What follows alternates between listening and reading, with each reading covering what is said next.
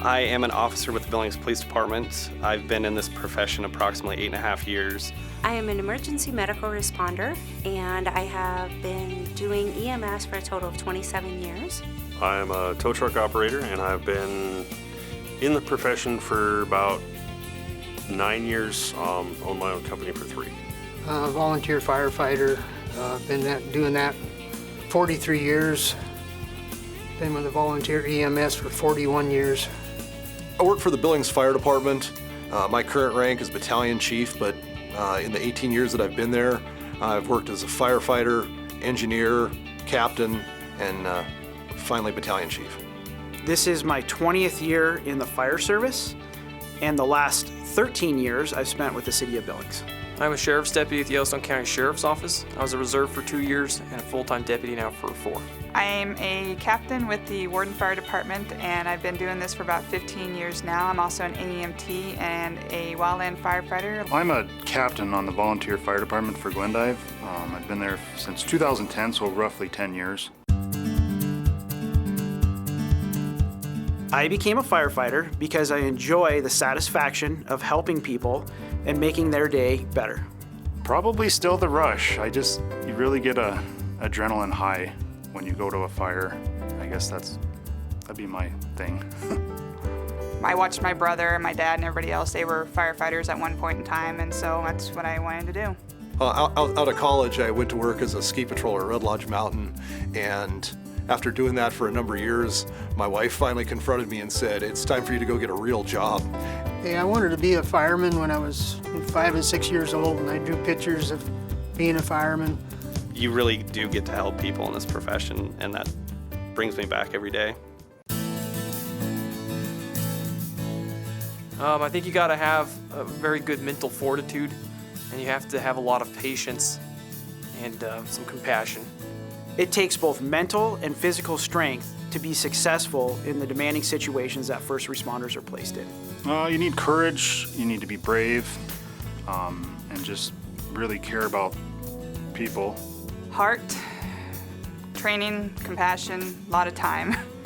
Ability to drive a truck, number one. Ability to solve problems, figure out what you need to do at an accident or to move a vehicle a certain way, or there's a lot of quick math in your head involved and a lot of physics. You need to understand how people react to different stressful situations. You have to have the medical training, but compassion is also a big thing that comes into being a first responder. Well, there's degrees of mental toughness, physical toughness, the ability to remain flexible.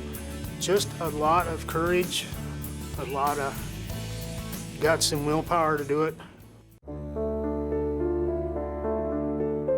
One incident I'll always remember was a time that I went to Walmart for a shoplifting. I had been to Walmart several times that day, and I thought it was just another routine call. Ultimately, I went to arrest the suspect for shoplifting. He fought with me, and I found a gun in his waistband.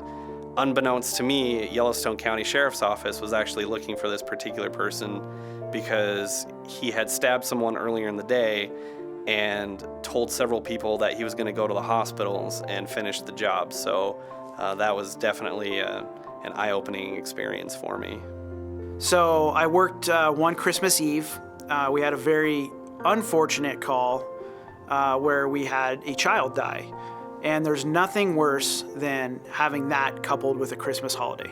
A couple incidences in the last 4 years that involved children taking their own lives, unfortunately. And that's really stuck with me because we can think back to when we were teenagers and just the struggles that you go through, and having another shoulder that you can lean on if you need it and being there for them is something that's really my goal going forward. In 2011, we had just had my daughter, and we got a fire call, and I was pretty new to the department. And it was a call to an apartment building that was involved in smoke pretty heavily. And I remember going through each room searching for occupants, and I remember coming to a crib, and I had just lost it. I took my breath away, and I really had to just sit back and get calm and collect my thoughts.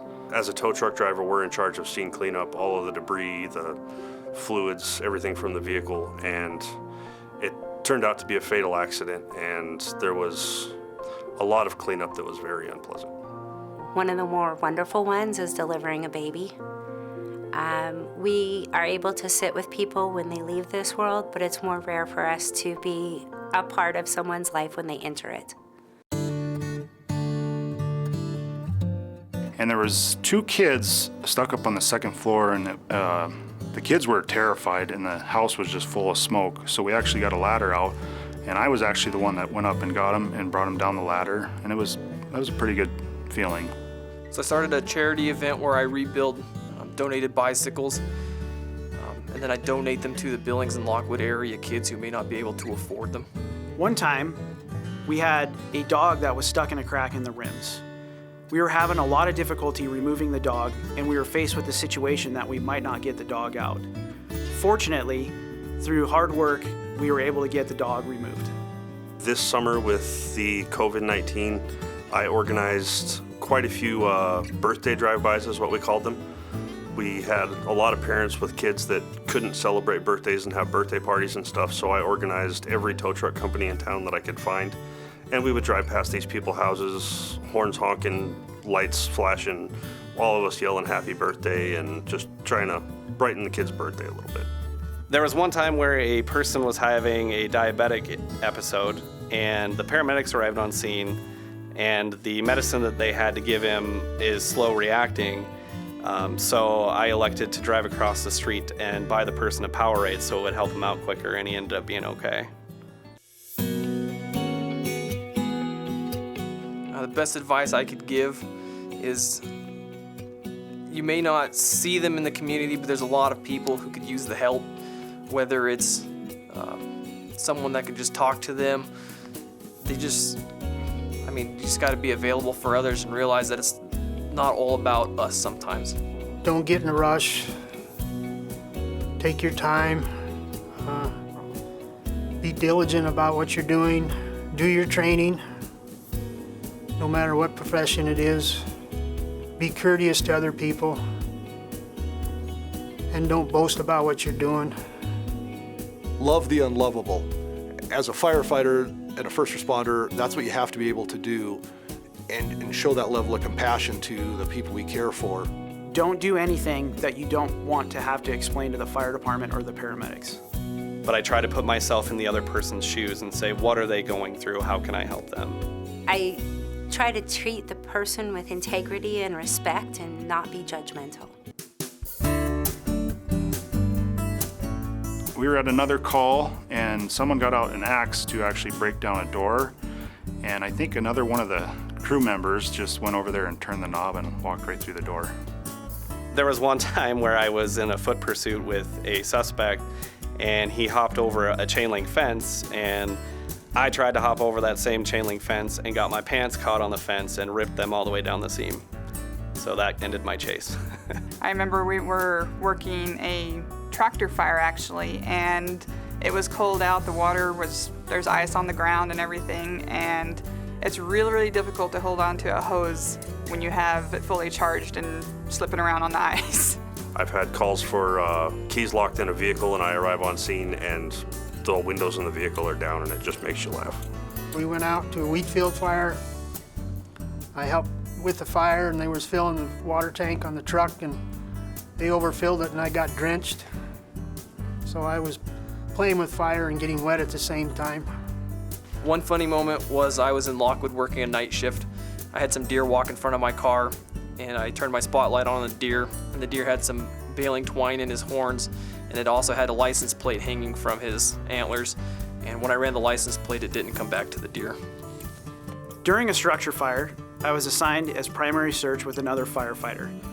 During the search, I saw 2 other firefighters. I quickly yelled out to them and went over to talk to them, only to find out that it was a mirror.